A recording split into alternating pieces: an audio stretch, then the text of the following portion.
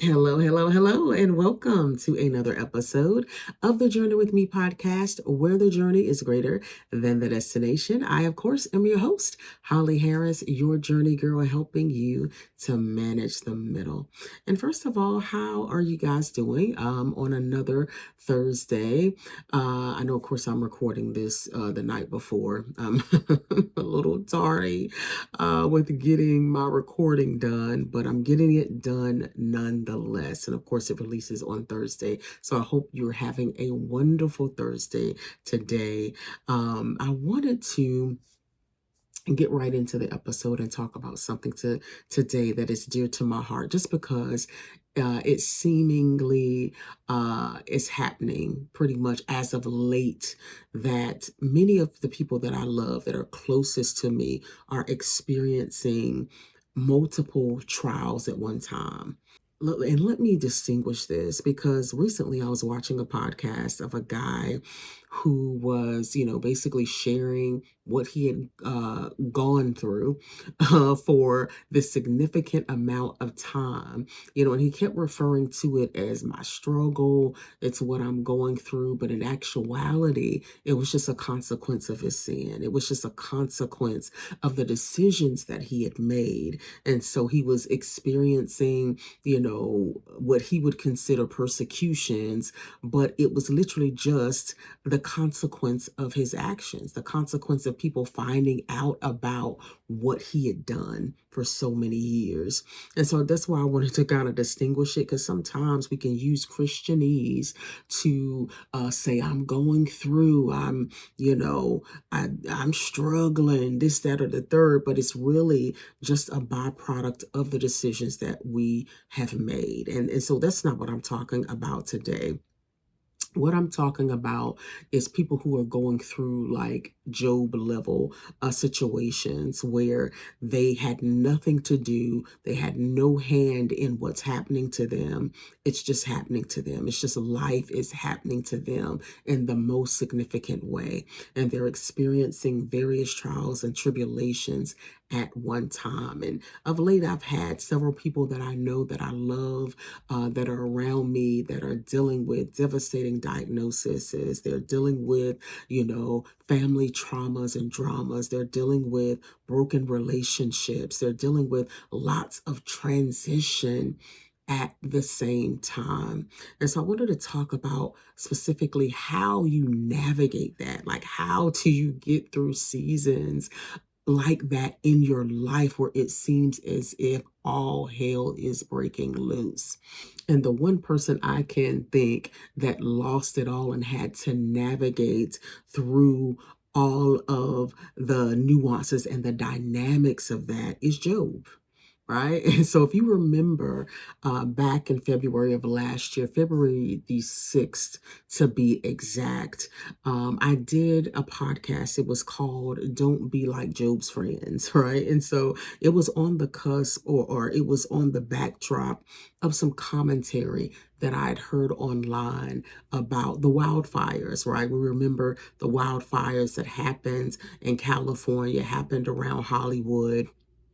And many people were saying, hey, these people are evil anyway. This is just God's judgment. It was a lot of commentary that was going on online. And so I addressed that through the story of Job, through the eyes of his friends and how they addressed his situation. And so if you haven't listened to that, definitely go and listen to that podcast, because it basically told, what not to do to people who are going through tragic and traumatic situations, and also how you can best support them, right? And so I've done that podcast, but this one today, because of what I've been seeing around me, I wanted to focus on the story of Job through his eyes and see how he navigated and got through that. Because let's face it, it's a lot going on, because, not only Do I have people who are dealing with those traumatic things? But then we also see what's going on in the world, right? We see wars and rumors of wars. We see, conflicts, that were just going on in Minnesota with the ice. And it's a lot going on, right? And so it's like on top of all of that, having to deal with your own personal stuff, and it's a lot of stuff coming at you at once. It's enough to make anybody want to throw up their hands. And so I just wanted to again look at the story of Job, and specifically see how he navigated through that. He wasn't perfect going through it, but I want us to look at it and see what we can glean from that. So I just wanted us to take a look at it to see what we can extract to help us on our journey. So when we look at Job chapter 1, we find out, right, that Job, he's blameless and he's upright, right? He feared God. And we find out that not only does he abstain from evil, but he turns away from evil. He's considered to be the greatest, the wealthiest, and the most respected person in the region. And not only that, like he was so serious about pleasing God that he would even consecrate his children just at the mere thought that they sinned against God. He would periodically consecrate his children just in case they sinned against God. That's how much he was crossing every I and dotting every T. But then something happens, right? We see Satan enter the story and go before the Lord and request. Actually, he doesn't even request. The Lord kind of offers Job up. Have you considered my servant Job? And so Satan's like, okay, you have a hedge of protection around him, so I can't get to him. And so the Lord removes the hedge, and thus the testing begins. So when we scroll down to verse 13, it begins to list all of the things that Job begins to lose, right? It says, now there was a day when Job's sons and daughters were eating and drinking wine in their oldest brother's house. And a messenger came to Job and said, the oxen were plowing and the donkeys were feeding beside them, and the Sabians attacked and swooped down on them and took away the animals. They also killed the servants with the edge of the sword, and I alone have escaped to tell you. While he was still speaking, another messenger also came and said, the fire of God, lightning, has fallen from heaven and has burned up the sheep and the servants and consumed them. And I alone have escaped to tell you. Right? While he was still speaking, another messenger also came and said, the Chaldeans formed 3 bands and made a raid on the camels and have taken them away and have killed the servants with the edge of the sword. And I alone have escaped to tell you. While he was still speaking, another messenger also came and said, your sons and your daughters were eating and drinking wine in their oldest brother's house, and suddenly a great wind came from across the desert and struck the 4 corners of the house, and it fell on the young people and they died. And I alone have escaped to tell you. Like, wow. Like, we're not talking, oh, the camels got taken away, and then 4 months later, all the donkeys got taken away. We're talking about in one day, all of this happening one after the other. While this person was speaking, here comes another person. And it's interesting that one person was always left alive so they could come back and tell him what happened, right? It wasn't something that he stumbled upon. It was something that was reported to him. And so while one was speaking, here comes another one to report more bad news. And so we see at the end of the day, he lost the greatest thing of all, which was his children. And so it's interesting how the animals were taken first, but he saved the most egregious loss for last, to that stung the most. And so isn't that crazy? Like, could you even imagine, like, even in today's context, to come and not see your house and your car is gone and everyone you love is gone, and it's like, what is really going on? And so we see Job literally losing it all.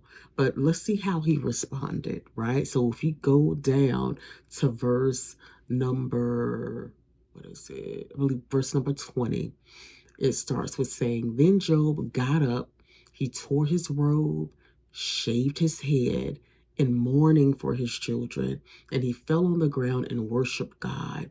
He said, Naked, without possessions, I came into this world from my mother's womb, and naked I will return there. The Lord gave, and the Lord has taken away. Blessed be the name of the Lord. Through all of this, Job did not sin, nor did he blame God. Like, wow. Like, that response is crazy, right? So we see he starts off by tearing his robe and shaving his head. Isn't that interesting? It's like he's lost everything else, and the only thing he has left is the clothes on his back, and he tears those and shaves his head, almost to say, like, nothing else even matters in this moment. I surrender it all. Now that my kids are gone, the rest of this, you just take my hair too, just take my clothes too. And so it's like his response is one of surrender, is one of first mourning. And so that's one of the first things that we need to allow ourselves to do when we are faced with multiple trials that are coming back to back, is mourn.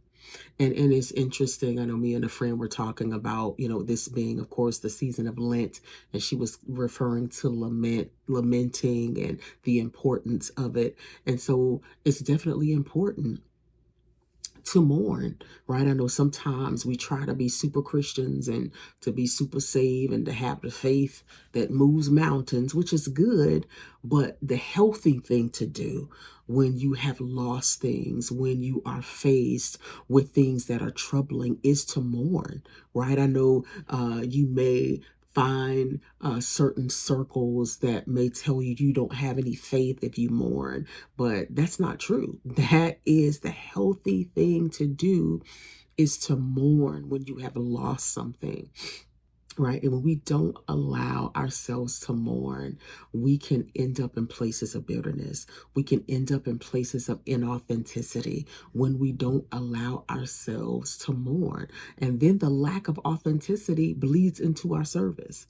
Right. So we'll appear to present a smile to the world, but we'll be secretly bitter with God.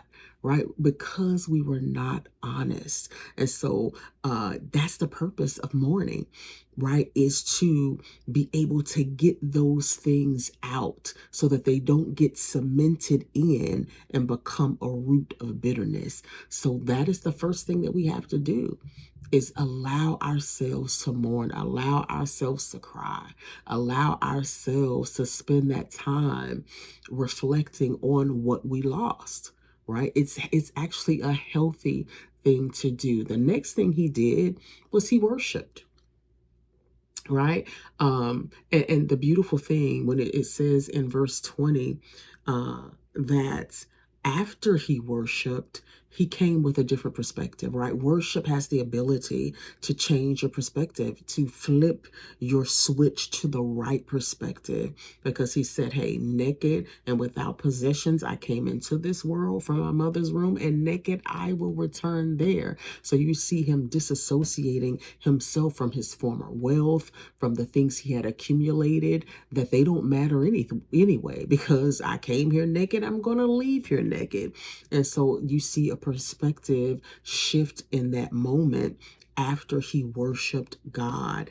Then not only that, it says, right, though he was going through all of this, he didn't sin, nor did he blame God. So worship has the ability to keep us from blaming God, to keep us from getting to, again, that place of bitterness that leads us to sin out of retaliation. Right? Worship keeps us from sinning out of retaliation because we're mad, because we are upset, because we don't understand why this happened. It keeps us from sinning against God, right? And so those are the two things he did. He mourned and then he worshiped. We see this dichotomy happening, right? Where he mourns and worships. He mourns and worships. And so it's important that we're able to do those things simultaneously. And I know that it can seem difficult because when you're mourning, there is this fixation on what you lost. So it can be hard to pull yourself out of that place and to move in a place of worship. But that is the place that we have to live at when we're dealing with multiple situations at the same time that we're processing through, right? That may have different stages to them. And you may find yourself mourning one moment, worshiping the next moment, but then going back into a place of mourning because you just found out something else about the situation. And so it's important that we're able to live in both spaces where we can mourn and we can worship. So, as we see the story of Job unfold, he's lost his animals, he's lost his children, and he's saying, "Blessed be the name of the Lord." But then something else happens. His body is attacked, right? It's one thing for you to go through losing things that are outside of yourself, but when you begin to lose yourself, that's something completely different because you can't get away from your own body. And so this attack kind of sends Job over the edge because it's like, I've lost this, but now my body's being attacked. What is going on? What did I do wrong? So he begins to kind of vacillate and look over his life, and he falls into despair. He even curses the very day he was born, right? And so we see this process of mourning happening again, right? He went from mourning to worship and back to mourning because he's going through something completely different now. And not only that, insert his friends that initially they made an appointment with him because they were going to see about him. They wanted to comfort him. And initially, they stayed with him 7 days and 7 nights, and they didn't even say anything. And sometimes that's good to do when you have people in your life that are going through a lot of things at one time. Sometimes the best thing to do is just to sit with them, right? But that didn't last long. After 7 days and 7 nights, they start this process of questioning him and accusing him. And of course, that was Satan's tactic. Through them, he wanted to accuse Job and to break him down even further. And so we see, this again, this happening where he's in this stage of mourning, but he's in the stage of mourning for quite some time. And again, he begins to enter into places of bitterness. He begins to blame and to question God. And then in verse 12, right, his friends, seemingly everything is okay with them, and they're questioning everything about Job's life. There is this comparison that begins to happen. Like, okay, what have I done? And sometimes that happens, right? Especially when you're dealing with multiple things at one time, and then you go on social media and it just seems like all good stuff is happening for this person or for that person. And so it's like this comparison begins to happen to where you're like, what is wrong with me? What did I do wrong? Right? It wasn't until his friend showed up and his body was attacked that he began to see how the other half was living. Like, why am I going through this? And, they're not going through this. Or why am I going through this? And the wicked seem to escape, their consequences. And so he's vacillating and going through all of this, right? And not only that, not only is he comparing what his life looks like to what other people's lives looks like, he's also comparing his life to his former status. He begins to reminisce. He begins to think about the old times when everything was going well for him and he didn't want for anything, and it just seems like, the sun was shining on him every day. And so that comparison piece began to enter in, that threw him further into the place of mourning, right? And so he pleads his case before God and his accusers. Like, he argues his case with the hope of vindication, right? He recounts the good he has done, and then it gets to a place where Job is simply exhausted. He's exhausted by God. He's exhausted by everything he's been going through. He feels tormented, as if everyone is against him, right? And then he continues his complaint, and it's and the main reason why he's doing all of these orations and these speeches is he's trying to get God's attention. Not only is he trying to plead his case with his friends and tell them, hey, I didn't do anything to deserve this, right? He's also trying to get God's attention. But guess what? God is quiet. Right. And so it's like, he contends with God, and how he seemingly ignores the wicked and doesn't punish them for their wrong, right? He reminisces about his past and how he was blessed, and then he goes back to feeling humiliated, and then he continues for his integrity and his righteousness. And after he goes through all of this process, which is the process of mourning, right? God speaks. And God begins to question him. Hey, were you here the day I formed the heavens and the earth? Like, how dare you? Like, what are you, I know you're going through, but you're starting to kind of overstep some boundaries. And then after God speaks is when his spirit begins to calm down and he repents. And then after repentance, God deals with his friends. Isn't that something, right? Like, before repentance, he wasn't saying anything to his friends. He wasn't saying, nothing to Job, right?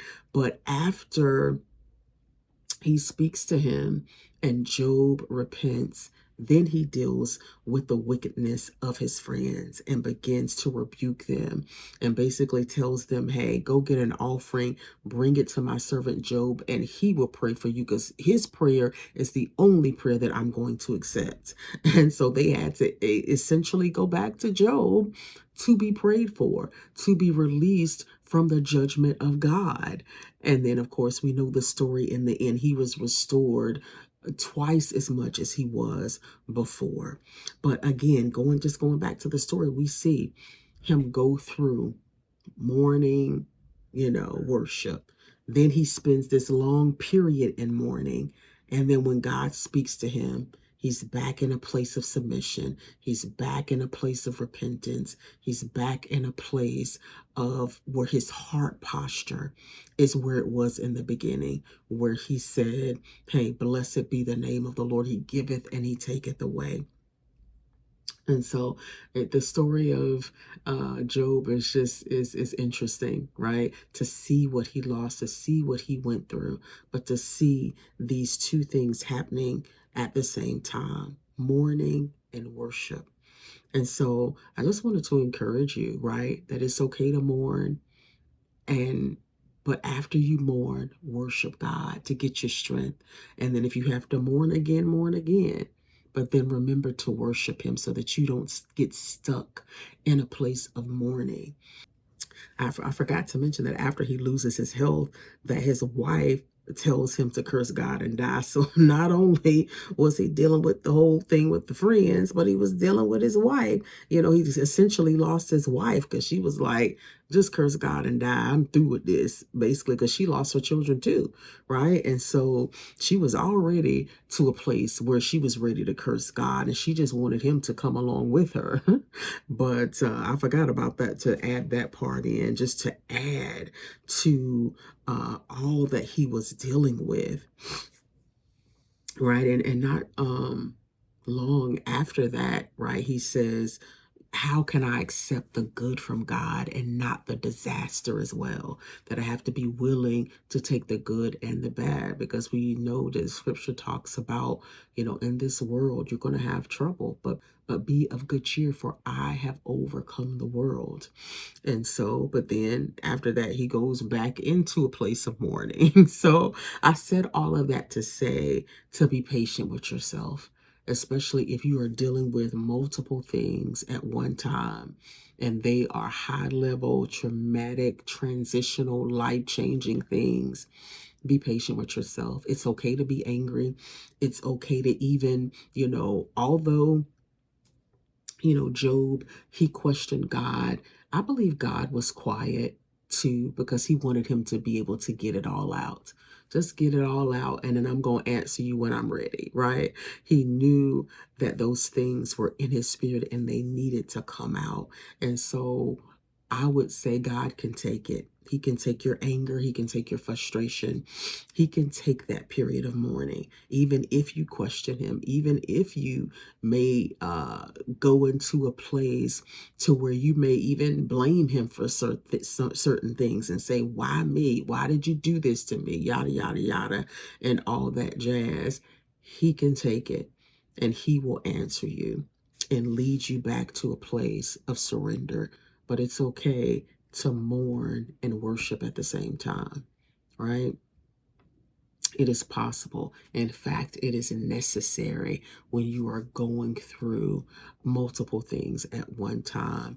And like I said in the beginning, I believe that as a nation, we're going to be heading into some times where we're going to be mourning and we're going to have to worship in order to keep ourselves sane. And we're going to have to master the ability to do both at the same time.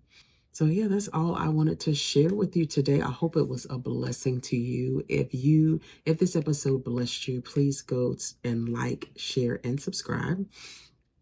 Go on social media and you can like the podcast. I'm at Journey With Me Podcast on Facebook, or at Journey With Me Pod on Instagram. Also, you can follow me personally. I'll have all of that in the show notes. I think that's it. And until next time, peace.